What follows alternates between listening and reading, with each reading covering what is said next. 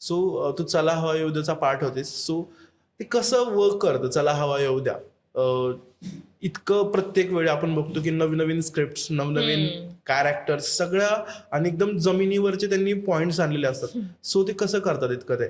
Main चला हवा येऊ द्याबद्दल बोलशील तर त्यामधले जे कोणी तिथे होते, श्रेया बुगडेताई, आता नवीन गौरव मोरे होता या सीझनला, प्रियदर्शन दादा, प्रियदर्शन जाधव, भारत गणेशपुरे सर आणि कुशल बद्रिके, कुशल दादा, अँकर अभिजित खांडकेकर होते.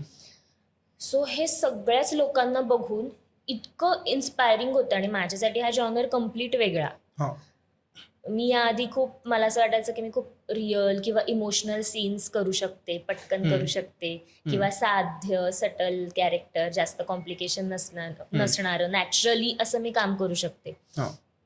पण कॉमेडी आणि विनोदी जो जॉनर मला एक्सप्लोर करायचा होता तो या निमित्ताने मला करता आला. आणि तेव्हा मला कळलं की जसं तू म्हणाल तसं की अवघड काम आहे. म्हणजे मला इच्छा कायम होती कॉमेडी एखादं कॅरेक्टर करण्याची, पण मला कळलं की नाही बस, हे लोकांना हसवणं खूप अवघड आहे.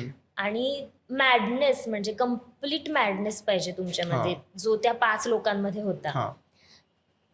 एकदा मला कळायचं नाही, त्यांच्याबरोबर एक स्किट मी केलं, एकदा कळायचं नाही की ते मला म्हणतायत, माझ्याशी बोलतायत, ऐश्वर्या म्हणून मला काहीतरी सांगतायत, का कॅरेक्टर म्हणून बोलतायत. इतकं त्यांचं स्पॉन्टेनियसली हे व्हायचं किंवा बोलत बोलत तिकडे जायचं इकडे जायचे, ठरायचं त्यांचं.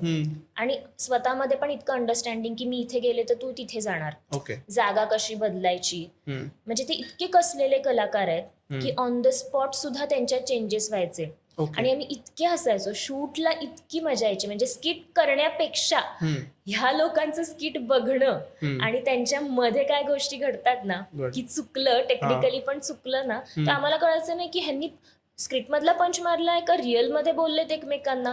इतकं त्यांचं स्पॉन्टॅनिटी त्यांची होती, इम्प्रोव्हायझेशन, चुकलं तरी कसं सांभाळून घ्यायचं एकमेकांना.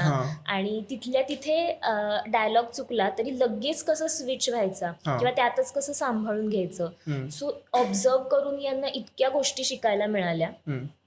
तर चला हव्यामध्ये तू पार्ट होतीस, तर मला अशी एक गोष्ट सांगशील का की जी लोकांना माहिती नाही, असं एक रहस्य जे लोकांना माहिती नाहीये? की मोस्टली भरपूर लोकांना असं वाटत असेल की सिरियलचं वगैरे जसं शूट होतं, शूट झालं आणि आपण बघतो किंवा ह्याच्यामध्ये भरपूर टेक्स असतील, नो डाऊट मध्ये कट्स होतात, थोडंसं काही चुकलं किंवा विसरलं तर परत थोडंसं आधीपासून सुरू करतो. पण मोस्टली हे अख्खं स्किट आम्ही पूर्ण परफॉर्म करतो पहिल्यापासून शेवटपर्यंत. एक आपण छोटी नाटिका म्हणू शकतो 15 मिनिटाची. तर 2-2.5 तासाच्या नाटकाची जशा तालमी होतात तशा आमच्या तालमी होतात. ते प्रॉपर स्किट बसतं आणि मोस्ट ऑफ द टाइम्स ते 1 गो मध्येच आम्ही करतो, विथ म्युझिक असेल, डान्स असेल. तर मला असं वाटतं की खूप लोकांना हे कन्फ्युजन असतं की किती टेक्स होतात किंवा परत परत घेतात की विसरलं तरी चालतं वगैरे. अगदीच विसरलं तर काही ऑप्शन नाहीये, शूट करावंच लागतं.